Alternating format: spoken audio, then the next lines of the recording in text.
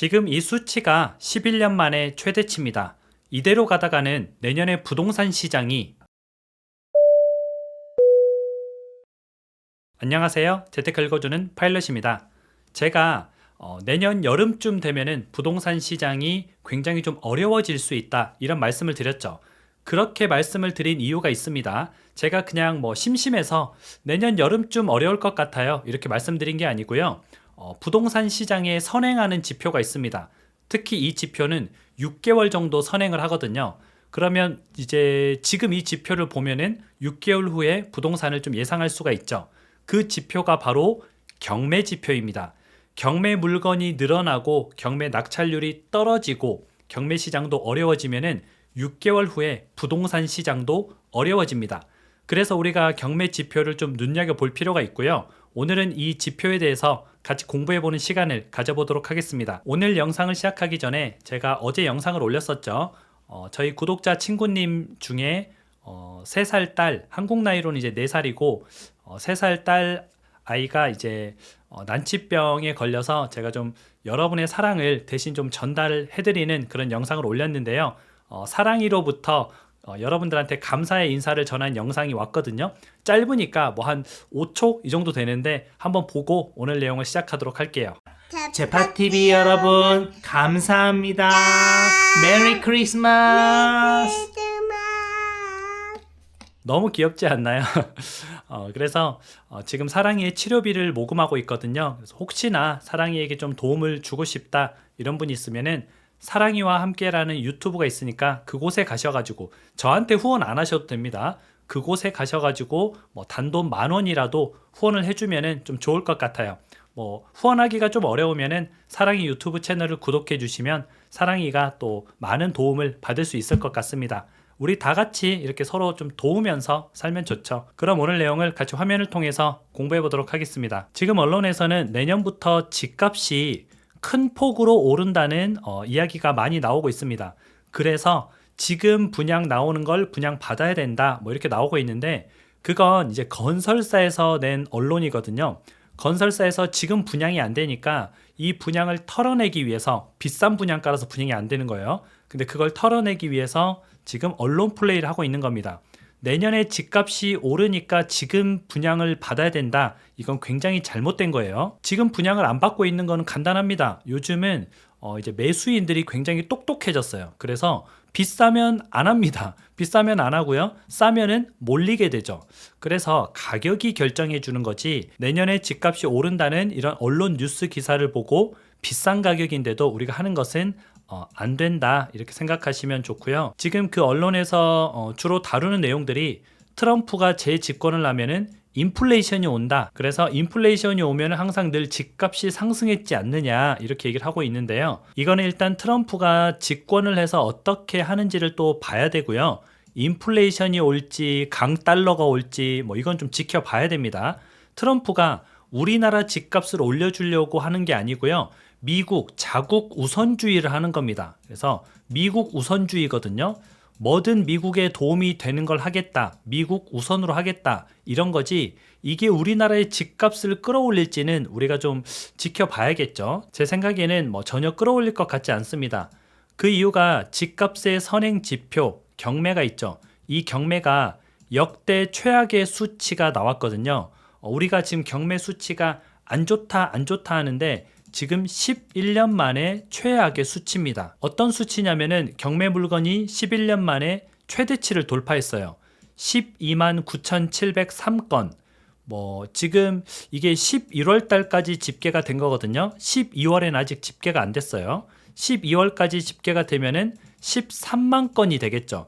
엄청난 수치입니다. 경매 물건이 13만 개가 나온다는 것은 지금 상황이 굉장히 좋지 않다라고 우리가 좀 볼 수가 있고요. 특히 어디에 집중됐느냐? 아파트랑 오피스텔에 집중이 돼 있습니다. 예전에 경매가 많이 나오던 시절도 있었어요. 그때는 어디에 경매가 집중됐냐면 빌라 이런 곳에 좀 집중이 됐거든요. 그런데 지금은 아파트, 오피스텔, 우리가 거주하는 주거 상품이죠. 대표적인 주거 상품에서 전년 대비 47.5% 경매 물건이 폭증을 했습니다. 거의 50% 이상 증가를 한 거죠. 그래서 아파트나 오피스텔이 경매가 쏟아지고 있다. 지금 이걸 알고 계셔야 되고요. 경매로 나온다는 뜻을 우리가 또 알아야 되겠죠. 경매로 나온다는 말은 급매로도 안 팔리니까 경매가 나오는 겁니다. 보통은 경매로 나오기 전에 급매로 먼저 내놓습니다. 그런데 그 급매도 안 팔리니까 경매로 지금 넘어오게 되는 거죠. 그래서 지금 급매도 잘 안 팔리는 시장이다. 그런데 이제 우리가 12만 건? 근데 저게 전국에서 12만 건이 높나? 라고 생각을 할 수가 있죠. 역대 수치를 보면은 좀 알 수가 있습니다. 역대 어느 정도 경매가 나왔었는지 제가 표로 가지고 왔거든요. 지금 2024년 1월부터 11월까지입니다. 12만 9천 건 정도 되죠. 그런데 지금 보게 되면 수치가 역대 최고치죠. 2020년 우리가 코로나가 왔었죠. 이 이후에 이제 경매가 나오기 시작했죠. 근데 오히려 이때 경매 물건은 좀 줄었습니다. 왜냐하면 생각보다 급매로 많이 좀 소화가 됐어요. 싸게 나온 것들이 급매로 좀 소화가 됐는데 지금은 그 물건들이 소화되지 못하고 이렇게 적체되고 있는 거죠. 왜 이렇게 적체됐을까요? 그 이유는 간단합니다. 그냥 비싸니까 그렇습니다.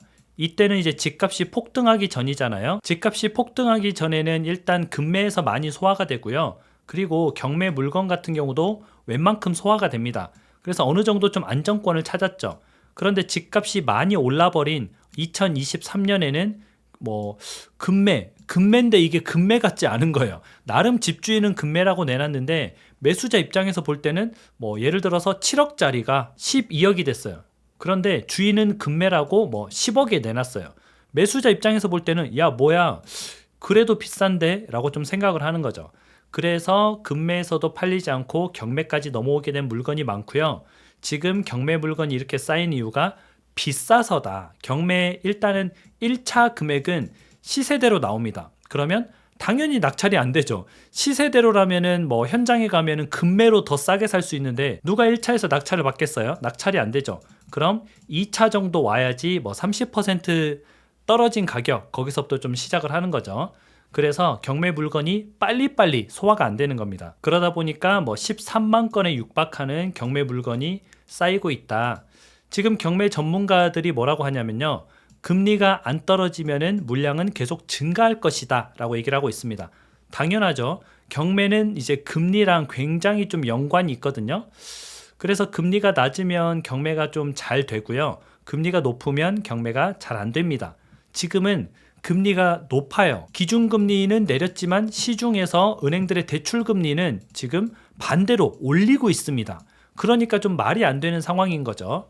그래서 지금 금리가 떨어지지 않고 오히려 올라가고 있기 때문에 경매 시장에는 더욱더 악영향을 주고 있는 겁니다. 그럼 이제 우리는 내년에 트럼프 형이 집권을 하면은 형이라고 한번 붙여봤어요.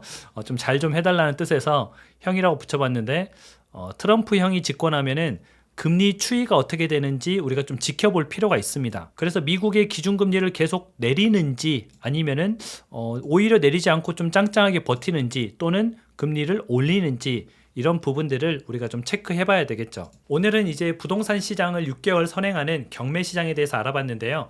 여러분들이 이러한 자료들을 좀 잘 알고 있으면은 부동산을 전망하는데 조금 도움이 될 것 같습니다. 오늘은 여러분들과 같이 이 부분에 대해서 좀 공부를 해봤고요. 내일은 또 재밌는 다른 공부로 돌아오도록 하겠습니다. 매일 짧게라도 우리 같이 공부하면서 좋은 시기에 내 집 마련을 해보도록 하시죠. 그럼 여러분들 행복한 저녁 되세요. 다음에 다시 만나요.